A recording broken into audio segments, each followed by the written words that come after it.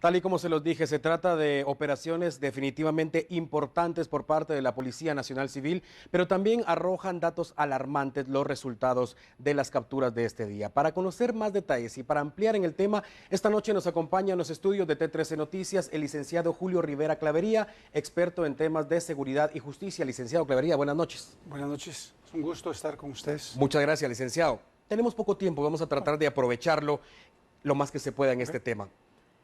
Quiero iniciar hablando sobre la migración de delincuentes salvadoreños y hondureños hacia territorio guatemalteco. No estamos hablando de delincuentes guatemaltecos que están migrando hacia esas naciones, es decir, algo estamos haciendo mal en Guatemala. ¿Qué sería según su postura? Lo que sucede es que El Salvador y Honduras decidió combatirlos fuertemente. En el caso de El Salvador hay una resolución de la Corte Suprema de Justicia en que los declara terroristas y las fuerzas de seguridad de El Salvador están haciendo operativos fuertes, constantes, desalojándolos de áreas que antes eran manejadas y habitadas por las maras, llevándolos a las cárceles y por lo tanto el trabajo ha sido efectivo. Y en el caso de Honduras, de igual manera. Es más, en el caso de Honduras hay una cárcel hoy por hoy que es de máxima seguridad en los que están totalmente aislados las 24 horas y no tienen acceso ni siquiera a sol. Por lo tanto, se dieron cuenta que el mecanismo perfecto era migrar hacia Guatemala, que es un país en donde efectivamente el trabajo no se ha venido haciendo con la contundencia que se necesita hacer. Yo creo que no entender la problemática del fenómeno de las maras y de las extorsiones y de los asesinatos que estos producen, especialmente en las áreas marginales y en los hogares más humildes del país, es terrible, es complicado. Por lo tanto, yo creo que es necesario revisar, replantear las acciones de seguridad y los operativos que tiene que hacer la policía para que efectivamente podamos ir minimizando un fenómeno criminal que hoy por hoy tiene de rodillas a los guatemaltecos. Evidentemente los pandilleros dejaron de ser hace muchos años muchachitos malcriados, rebeldes, que se reunían en una esquina para tomarse una cerveza, y hoy por hoy estamos hablando de delincuentes con la capacidad suficiente para burlar a las autoridades de su país, para burlar los protocolos de seguridad migratorios de Guatemala, para establecerse en un país, tener la capacidad suficiente para traficar armas, drogas. Es alarmante esta situación y definitivamente la policía debe accionar efectivamente. En primer lugar, efectivamente, estos no son niñitos de pecho, estos son criminales y uno tiene que tener absoluta claridad. El problema es que empiezan desde muy pequeños. Desde los 9 años hay muchos casos o algunos casos en los que ya forman parte de las maras, pero se dedican al sicariato. Llevan 3, 4 asesinatos con 9, 10 años de edad y desde luego transportan drogas, transportan dinero producto de las extorsiones. Por lo tanto, es un trabajo que merece la atención del Estado, ya no solo de la Policía Nacional, sino del Estado en sí, para buscarle una salida, porque al final se está afectando a la gran parte de la población guatemalteca. Y aquí el trabajo tiene que tener una claridad absoluta. Aquí el combate tiene que ser frontal.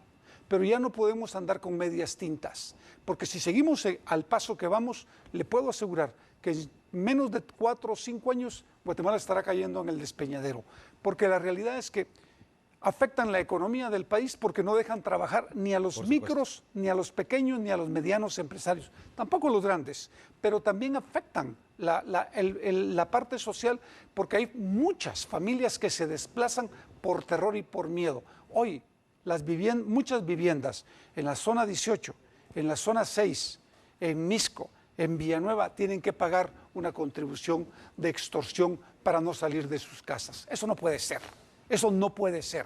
Yo sí creo que es importante tomar cartas en el asunto y entrarle a fondo al combate a las maras. Si El Salvador y Honduras los están atacando de frente de tal manera que los están obligando a huir de su propio país, ¿por qué nosotros no podemos hacerlo? ¿Por qué Guatemala no lo ha hecho? Porque en Guatemala, en primer lugar, hay todo un mecanismo que no permite que esto pueda darse de una manera mucho más frontal. Hay algunas organizaciones de la sociedad civil que efectivamente creen que no es el camino correcto el combate a las maras, sino que tiene que ser a través de la reinserción y de la rehabilitación y el desarrollo de la niñez y de la juventud. Yo estoy de acuerdo, pero eso es con los niños que están empezando, pero con los criminales que están operando y están extorsionando a los guatemaltecos, hay que entrarles con toda la fuerza del Estado, porque el Estado lo permite, la ley lo permite